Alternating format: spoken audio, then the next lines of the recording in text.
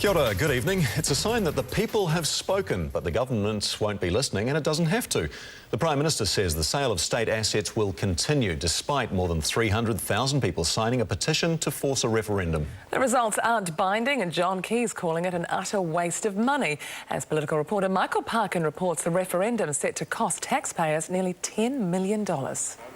Just over 327,000 people signed this petition to force a referendum on asset sales. But it's every taxpayer that's going to foot the bill of about $9 million. It's utter waste of money. We've had a referendum, it's called a general election, and National won that election on the back of this major policy plank with an overwhelming majority.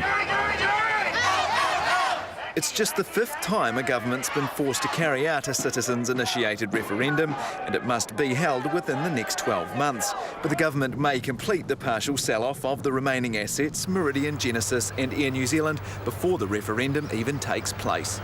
Depending on when it's held, it might be a bit late anyway, because we're going through that process of having the mixed ownership model program rolled out. And John Key's ignoring opposition calls to halt the asset sales until the postal referendum is complete. It serves a purpose that he'll go into election year knowing that the overwhelming numbers of New Zealanders are against his policy, and knowing also that he's been arrogant enough to give the middle finger salute to them and ride roughshod over them. But at $9 million, the doomed referendum is a tough sell. It is a substantial amount of money, yeah. I don't know if they could. I think it's a good idea, but maybe downsize it. Because I personally am not concerned about asset sales, then I wouldn't probably support a referendum. Leaving the Greens to defend its worth.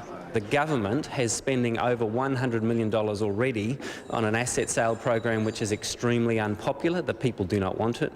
So in terms of having their voice heard on the issue, I think New Zealanders would love to have their voice heard on this issue. John Key says he'll have a date for the referendum when he returns from the Pacific Islands Forum at the end of the week. Michael Parkin, One News.